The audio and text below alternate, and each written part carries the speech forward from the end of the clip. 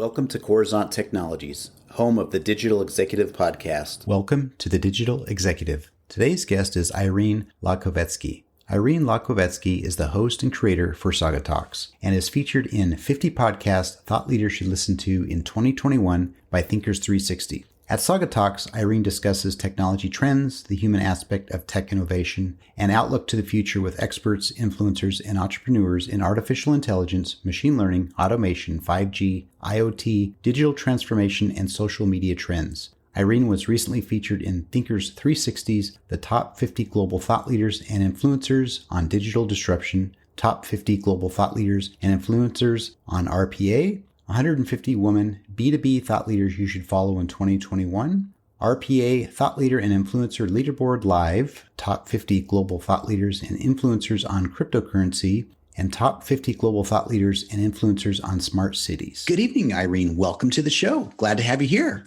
Good evening, Brian. Thank you. Thank you for having me. Awesome. You know, this is interesting that not only are we both in technology, we both did some development as developers, but we're both podcasters. That's crazy. So I'm glad you jumped on. I'm glad you said, you know, what the heck, Brian, I can jump on a podcast with you. So I'm going to just ask you a few questions. We'll see where this goes. But Irene, I was really impressed with your podcast, and that's why I'm following you today. But your background, you know, technology, I have a lot of technologists that come on this show. You were a developer, you're a former IBMer, but the big thing now is you're the principal for SaugaTalks, which is your podcast, which is amazing, by the way. I've listened to several of them. But could you share maybe with our audience what drives you and what has contributed to this successful podcast you have? Absolutely, Brian. Thank you. Thank you for all the kind words. This is important that my colleagues and peers like yourself notice what I do there. And basically, that we can really help audience out there, technical and non-technical, to get a little more accustomed to what's happening in this dynamic, fast-changing world of digital or high-tech or low-tech, you name it, right? So you did mention I do have technical background, okay? Early last century it was, okay? In last century I was application developer, and I've done some things with these own hands and with this own mind, all right? But then, yes, I did explore my horizons. I moved to some of the technical project management and just, overseeing large deployments, just seeing, large group of people. And I loved, putting things together. Okay, not only with my own hands, but literally like leveraging lots of talent around me. So yes, I did spend some years in IBM. Okay, and in IBM it was few actually careers. It's not even few roles. It was few professions. I tried. So from this technical role to kind of seeing how things moving, making things done on larger scale. And then I found myself in software marketing worldwide, which was an amazing journey, you can imagine, right? So with that, we're good to, to reinvent ourselves. So that's what I've done with myself after leaving IBM 3 years ago, I think. And you're absolutely right. I am on entrepreneurial path right now. And what I've done so far, I've started the podcast. It's a video podcast. I talk to people who are smarter than I am, but who are kind with their time to educate audiences out there and just contribute some of it, to larger community of people who want to know about tech and who are interested to kind of, take that journey with us. That's amazing. It really is. And Irene, I know, I think March 8th is International Women's Day. And I hope you have, and I'm sure you do, but have a big day planned for that day, or maybe be featuring someone that stands out as a woman in tech. Certainly you do. And I appreciate you jumping on this podcast of mine. So I want to talk a little bit about the pandemic, right? You're talking to people all the time. We're stuck at home. We're tied up. We can't do anything. But could you maybe share with us what you're doing to help people stay informed and maybe stay sane? You got to fill up your cup, right? Absolutely. Brian, I know what you're talking about. Yeah. So I started early last year, right before all the lockdowns, right before. And I definitely observed how mood was changing with speakers, with vibes I was getting from out there, right, in the real world, okay, how people going through what we were going through. So with that, very interesting individuals I've met through the show. You probably know the feeling. Right? You get to know people and you stay on with wonderful, wonderful digital friends. We all are. Okay. So first of all, my pandemic experience was enormously enriching. All right. I'm in contact with all my speakers. We now is forming this little community, or not so little community, right, of those like-minded people who do care about technology, but also care about technology for good, human aspect of it all. And all the technologists I spoke with, they keep pressing, we have to democratize. We have to really grab larger number of people out there who may not have access yet, right, to these industries and to these opportunities in life. And that's what we're all about. So with pandemic, going back to your question, to me, it was enormously gratifying, all right, to be able to share this collective wisdom, because we tend to think that everybody is so busy that, asking them to contribute in this small way, like we're doing now, right, and sharing some pearls of wisdoms out there is a bit too much. And yet I was completely blown away of, absolute brilliant minds who were able to come to my show, and it's all on YouTube. Please, follow LinkedIn, YouTube, Twitter, right? And hear these fantastic practitioners and influencers and futurists, okay, talking to all of us about future. So that what made my days through pandemic really, really delightful. Great. Thank you for sharing. I know it's a struggle for a lot of us, as you said, but this has helped me stay sane as well, getting to talk to so many people from around the globe and sharing their stories. So I appreciate your sharing that. So I know I've watched a few of your shows, and I can tell you're leveraging a little bit of tech, because I think you mentioned you're now moving to HD in your sound. Is there something maybe you can share with us that you're doing around your podcast, whether you're leveraging some open source applications or you just buying new equipment? Maybe you can share just a little bit what you're doing there in the tech space. Sure, Brian. Thank you for this question, because I went through my own digital transformation this year. Okay, so we talk a lot what's happening in industries, right, and how companies transforming themselves. This was my digital transformation. So you're right. I had to first assess, right, what kind of equipment I need, right, what kind of infrastructure, and also what kind of tools. All right. So, and this is amazing me actually every day, because amount of tools that evolve past year, it is blowing my mind. So I started with good old Zoom, right? Love Zoom. Thanks to them, that we were able to quickly jump on. I'm a huge proponent because it was the easiest thing, right? The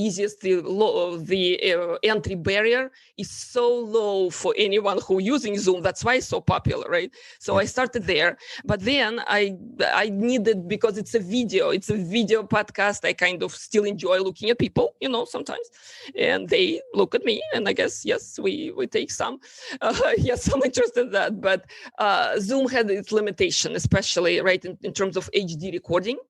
So I did experiment further, and I was looking for a good platform that will really add value to the show, and I think I found one. So I start the full StreamYard experience. So I'm getting ready to do live streams, but even if you're not live streaming, StreamYard is giving the opportunity to record in HD. And that's how I plan to elevate my show. So I think that will be a good thing. Another platform I just discovered, and it's amazing. It's amazing for interviewers, actually, Brian, for all the podcasters out there. It's called Riverside.fm. This is Zoom only on steroids. This Zoom for interviewers. Wow. So it's a really fabulous platform that records separately video and audio. Okay. Mm-hmm. Take a look. They're young companies like many others, right, in this space. But I love them so much. They're very reasonably priced, right? They have the highest quality output.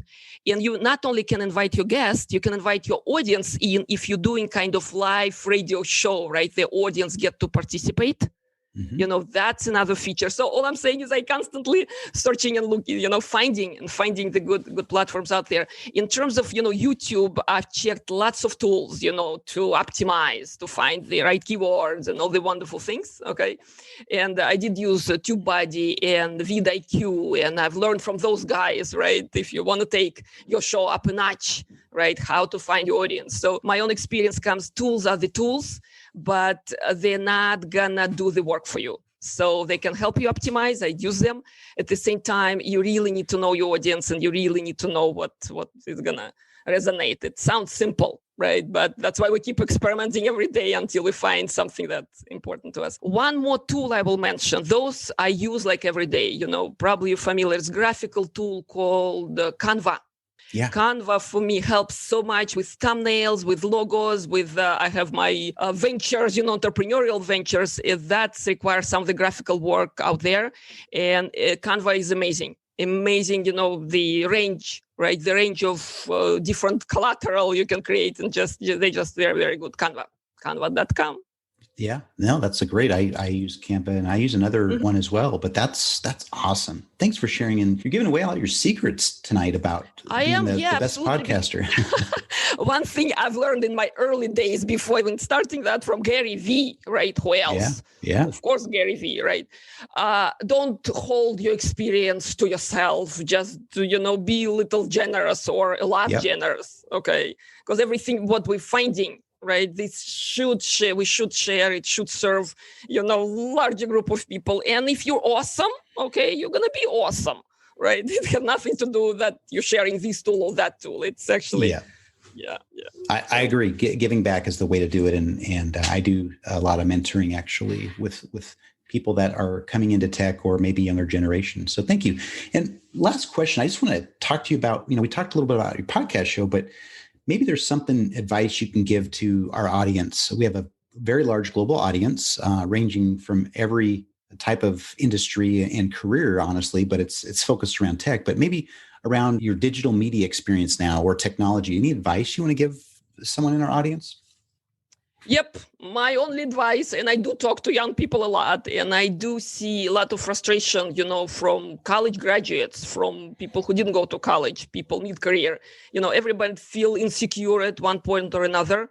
Okay, am I doing the right thing, right? If I'm moving fast enough, or am I reaching what I wanted to reach? So those simple kind of self-reflecting questions, and we're all doing it, right? We will be doing it until our days are over. Mm-hmm. But for me, Brian, what was always important to me is kind of being excited at what you do. And these are not just words for me, because I came to this country after college. Okay, I needed to find profession. I needed to start speaking this language, by the way, which did not come naturally when you grow up in different countries. Yeah. So all I'm saying is that for me, all the professional choices I've made, and I changed roles and I changed companies, and quite an interesting journey it was. To me, it was when I joined large company at the time, IBM, okay, after working for two other smaller ones, everything I did, for me, it was important. It was important that I'm joining IBM with their legacy, with their fantastic kind of story to tell, okay, with legendary name at the time, right, in the 90s. So point is that to me, it was important to feel,